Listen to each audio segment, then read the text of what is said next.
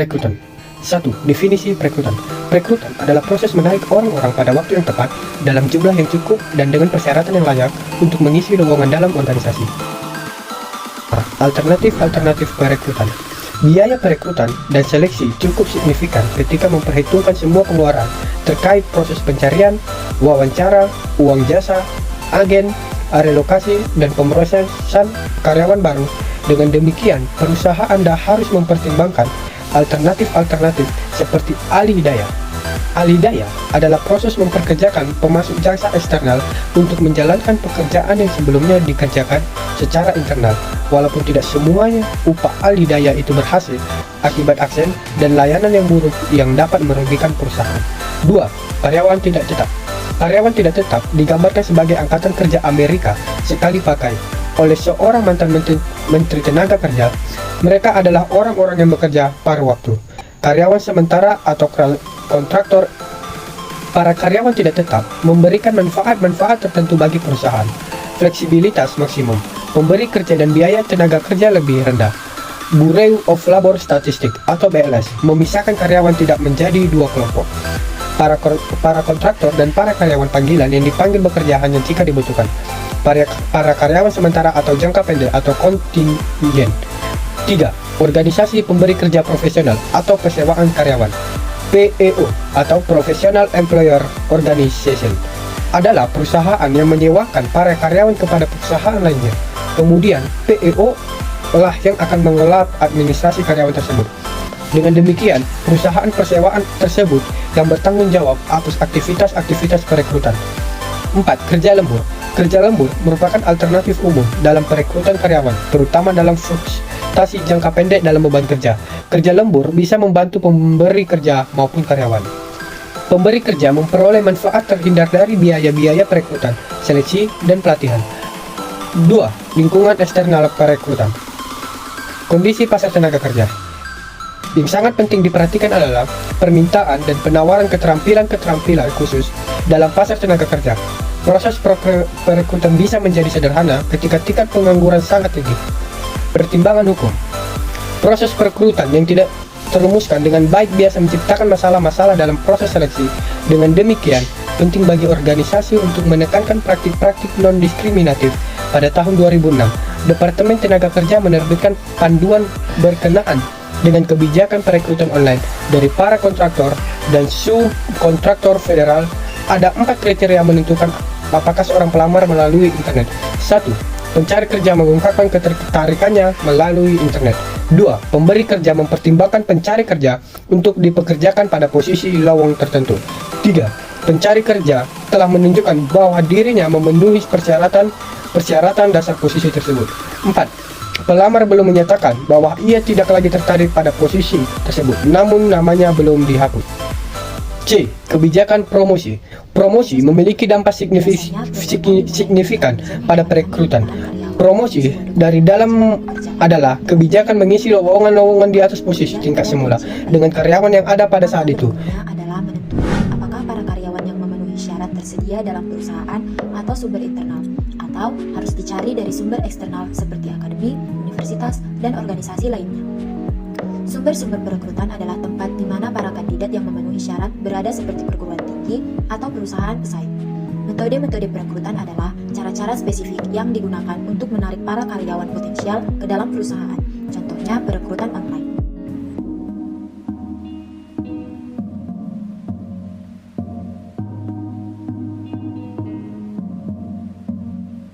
Berikut ini adalah gambar proses perekrutan. Keempat, metode-metode perekrutan internal. Perangkat-perangkat berguna dimanfaatkan untuk perekrutan internal, misalnya basis data karyawan, pekerjaan, dan pengajuan pekerjaan. Yang pertama, pengumuman pekerjaan dan pengajuan pekerjaan.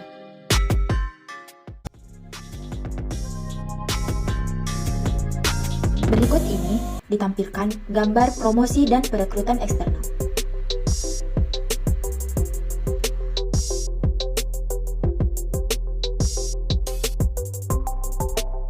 5. Sumber-sumber perekrutan eksternal. Terkadang perusahaan melaksanakan perekrutan eksternal, terutama jika perusahaan itu sedang memperbesar tenaga kerja. Perekrutan eksternal dilakukan untuk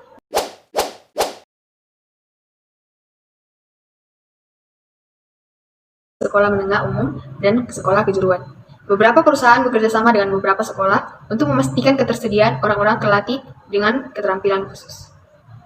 B. Community College. Banyak community college peka terhadap permintaan tenaga kerja khusus yang diperlukan dalam pasar tenaga kerja lokal dan meluluskan siswa-siswa yang banyak dicari dengan keterampilan yang mudah dipasarkan.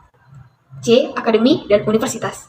Organisasi biasanya menemukan para karyawan profesional, teknis, dan manajemen di lembaga-lembaga tersebut, karena perekrutan dalam kampus bersifat saling menguntungkan untuk memelihara dan mengembangkan hubungan dekat. D. Para pesaing dalam pasar tenaga kerja. Para pesaing dan perusahaan-perusahaan lain dalam industri dan wilayah geografis yang sama mungkin menjadi sumber paling penting dari para karyawan baru. E. Mantan karyawan. Para pemberi kerja yang cerdas mencoba mengajak para mantan karyawan mereka untuk kembali. Keuntungannya, perusahaan sudah mengetahui kekuatan dan kelemahan karyawan mengenai perusahaan. F. Pengangguran. Pengangguran seringkali menjadi sumber karyawan baru yang berharga karena sedang membutuhkan pekerjaan untuk dilamar. G. Personil militer. Operasi transisi adalah program yang menawarkan kepada para pemberi kerja dua wahana untuk memanfaatkan kelompok tenaga kerja militer secara gratis. H. Karyawan yang bekerja mandiri. Karyawan yang bekerja mandiri bisa berpotensi juga menjadi karyawan baru yang baik karena memiliki sifat wirausaha yang cerdas dan kreatif. 6. Metode perekrutan online. Perekrutan online telah merevolusi cara perusahaan merekrut karyawan, serta para pencari kerja mencari dan melamar kerja. Kecepatan dan kelompok talenta yang semakin luas dan lebih efektif dan efisien.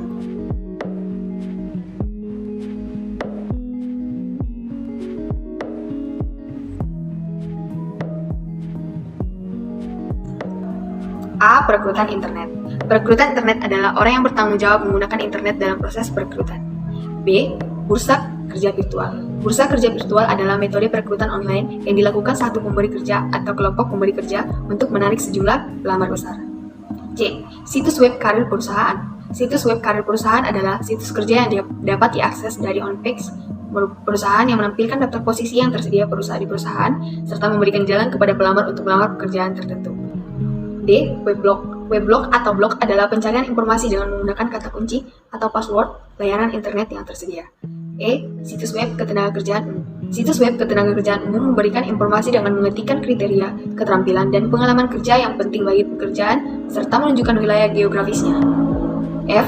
Matchlink. Matchlink adalah sistem nasional berbasis web untuk merekrut para mahasiswa dalam berbagai jenis pekerjaan. G. Situs khusus. Situs khusus adalah situs web yang ditunjukkan pada profesi khusus, beberapa di antaranya adalah identifikasi kemudian. H. Situs karyawan kontrak. Situs karyawan kontrak adalah situs yang membantu segmen angkatan karyawan kontrak kerja untuk memperoleh informasi. I. Situs karyawan berjam-jam. Situs karyawan jam-jaman adalah situs yang memungkinkan para pencari kerja menyusun lamaran untuk dapat dilihat oleh pemberi kerja. Di sini saya akan menjelaskan tentang metode pengrekrutan ekstratradisional. Di mana pengrekrutan ekstratradisional ini memiliki beberapa bagian. Pertama itu ada iklan media, di mana iklan media ini mengkomunikasikan kebutuhan ketenagakerjaan perusahaan kepada para masyarakat melalui media seperti koran, surat perdagangan, radio, televisi, dan ada namanya billboard. Yang kedua itu ada namanya agen tenaga kerja, di mana agen tenaga kerja ini merupakan suatu organisasi yang dapat membantu perusahaan untuk merekrut karyawannya dan menolong para pengangguran untuk cepat mendapatkan pekerjaannya. Agen tenaga kerja ini dibagi menjadi dua bagian juga. Yang pertama agen tenaga kerja publik dan agen tenaga kerja swasta. Di mana agen tenaga kerja publik itu terlibat dalam mencocokkan orang-orang dengan posisi seperti teknis, profesional, dan manajerial. Dan agen tenaga swasta ini biasanya kita dapat pada situs web atau iklan media online. Dan kemudian yang bagian ketiga itu ada namanya pemrekrutan, di mana pemrekrut ini paling sering berfokus pada sekolah-sekolahan, teknis, kejuruan, akademi, universitas, dan tempat-tempat sekolah lainnya. Yang keempat ada namanya bursa kerja, di mana bursa kerja ini dilakukan untuk merekrut atau memberikan ini dilakukan oleh pemberi kerja tunggal atau kelompok untuk menarik para pelamar ke satu lokasi untuk wawancara. Keunggulannya itu adalah peluang untuk bertemu dengan banyak sekali kandidat dalam waktu yang singkat. Dan yang kelima itu ada namanya magang kerja, di mana magang ini merupakan bentuk khusus pengrekrutan yang melibatkan penempatan mahasiswa pada pekerjaan sementara tanpa adanya kewajiban suatu perusahaan untuk mempekerjakan tetap mahasiswa tersebut. Dan ini bisa berlangsung sampai semester berikutnya, tergantung dari kesepakatan magang mahasiswa tersebut. Dan kemudian ada namanya perusahaan pencari eksekutif, di mana ini merupakan suatu organisasi yang digunakan beberapa perusahaan untuk mencari para profesional. Ketika sumber-sumber lainnya itu tidak mencukupi gitu. Ada dua jenis perusahaan eksekutif, Yang pertama itu ada kontingensi dan tetap. Perusahaan pencari kontingensi itu hanya menerima fee, di mana fee perusahaan ini umumnya adalah presentasi kompetensi tahun pertama seorang eksekutif dari hasil pencarian. Dan perusahaan pencari tetap itu di mana perusahaan berperan sebagai konsultan bagi perusahaan-perusahaan klien mereka, bekerja atas dasar kontrak dan eksklusif gitu. Dan yang terakhir itu ada namanya, yang ketujuh itu ada namanya open house, di mana open house ini dilakukan perusahaan untuk melakukan pengrekrutan, terutama pada saat pengangguran sedikit. Perusahaan melakukan open house ini untuk mempertemukan calon karyawan potensial dengan cara pengrekrutan dalam suasana hangat dan santai untuk mendorong penawaran kerja secara on the spot. Kemudian saya akan menjelaskan tentang sistem pelacakan pelamar, di mana sistem pelacakan pelamar ini merupakan perangkat lunak yang dirancangkan untuk membantu perusahaan merekrut karyawan secara lebih efisien.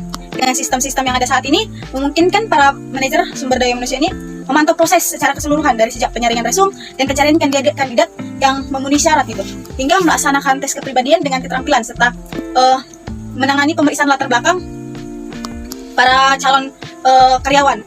Sistem tersebut memungkinkan mengumpulkan para kandidat secara cepat dan mempersiapkan wawancara, dan cepat juga mengumumkan lowongan kerja. Menyesuaikan metode perekrutan dengan sumber. Setiap organisasi memiliki keunikan masing-masing. Demikian pula jenis dan persyaratan karyawan yang dibutuhkan untuk mengisi posisi-posisi. Dengan demikian, agar berhasil, sebuah perusahaan harus menyesuaikan sumber-sumber dan metode-metode perekrutan dengan kebutuhan spesifiknya. Perekrutan untuk keberagaman. Organisasi-organisasi yang berusaha untuk mengembangkan angkatan kerja yang beragam perlu menggunakan praktik perekrutan yang menjamin kaum wanita, minoritas, dan mereka yang cacat tercakup dalam rencana perekrutan. Perusahaan yang berhasil dalam perekrutan keberagaman menemukan bahwa sikap inklusif di tempat kerja dengan cepat akan menyebar dengan sendirinya. Seperti analisis prosedur perekrutan. Untuk memastikan bahwa program perekrutannya berorientasi pada keberagaman, perusahaan harus menganalisis prosedur-prosedur perekrutannya seperti mengembangkan catatan aliran pelamar atau sistem pelacak pelamar otomatis. Berikutnya, pemanfaatan kaum minoritas, wanita, dan orang cacat.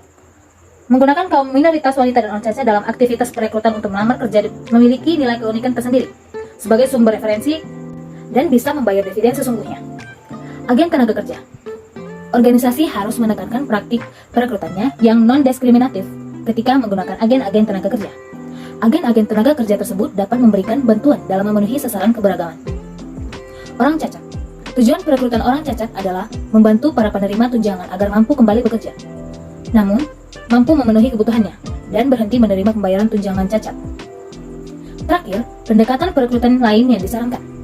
Para manajer penyediaan staf harus menjalin hubungan baik dengan para konselor dan administrator di sekolah menengah atas dan sekolah menengah kejurusan. Akademi dengan jumlah siswa minoritas atau wanita yang besar. Organisasi harus membuat konselor dan administrator menyadari bahwa organisasi tersebut aktif mencari kaum minoritas, wanita, dan orang cacat, serta mengenali jenis pekerjaan, pelatihan, dan pengembangan yang diperlukan untuk menjalankan pekerjaan tersebut.